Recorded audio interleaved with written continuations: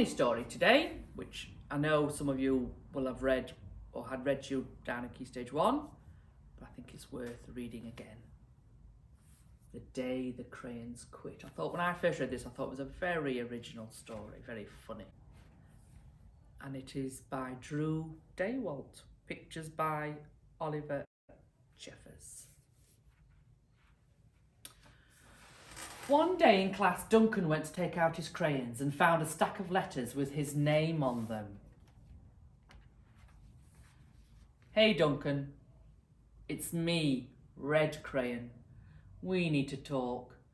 You make me work harder than any of your other crayons. All year long I wear myself out colouring fire engines, apples, strawberries and everything else that's red.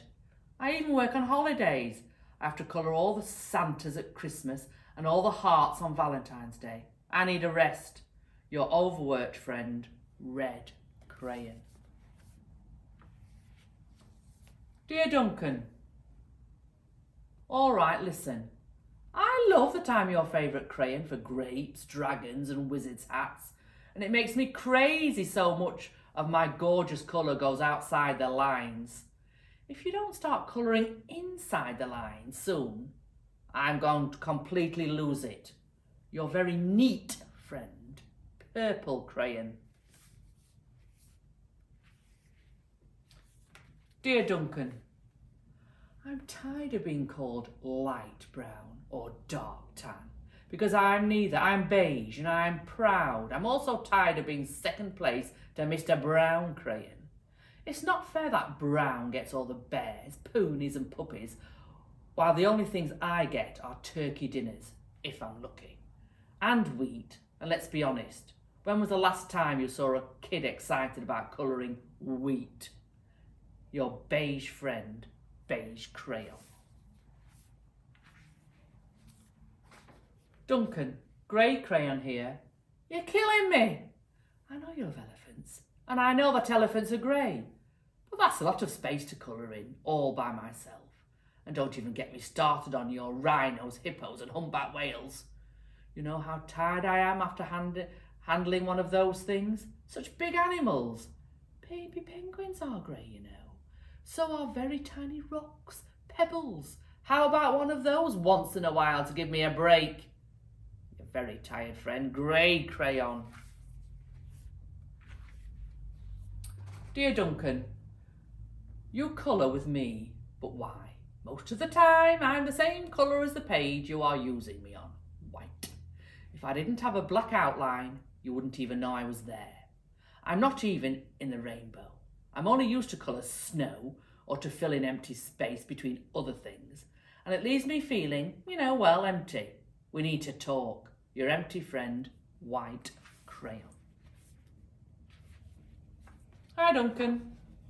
I hate being used to draw the outline of things. Things are coloured in by other colours, all of which think they're brighter than me. It's not fair when you use me to draw a nice beach ball and then fill it in the colours of the ball with all the other crayons. How about a black beach ball sometime? Is that too much to ask? Your friend, Black Crayon. Dear Duncan, as Green Crayon, I am writing for two reasons. One is to say that I like my work loads of crocodiles, trees, dinosaurs and frogs. I have no problem and wish to congratulate you on a very successful colouring things green career so far. The second reason I write is my friends Yellow Crayon and Orange Crayon, who are no longer speaking to each other. Both crayons feel they should be the colour of the sun. Please settle this soon because they're driving the rest of us crazy. Your happy friend, Green Crayon. Dear Duncan, Yellow Crayon here. I need you to tell Orange Crayon that I am the colour of the sun. I would tell him, but we are no longer speaking. And I can prove I'm the colour of the sun too. Last Tuesday you used me to colour in the sun in your Happy Farm colouring book. In case you've forgotten, it's on page 7. You can't miss me. I'm shining down brilliantly on a field of yellow corn. Your pal and the true colour of the sun, Yellow Crayon. Hello, Duncan. I see Yellow Crayon already talked to you. The big whiner. Anyway, could you please tell Mr. Tattletale that he is not the colour of the sun? I would, but we're no longer speaking. We both know I am clearly the colour of the sun, because on Thursday you used me to colour the sun on both the Monkey Island and the Meet the Zookeeper pages in your Day at the Zoo colouring book. Orange, you glad I'm here? Ha! Your pal and the real colour of the sun. Orange crayon. Dear Duncan, it has been great being your favourite colour this past year, and the year before, and the year before that. I've really enjoyed all these oceans, lakes, rivers, raindrops, rain clouds and clear skies. But the bad news is that I'm so short and stubby I can't even see over the railing in the crayon box anymore. I need a break. Your very stubby friend, Blue Crayon. Duncan, old K, listen here, kid.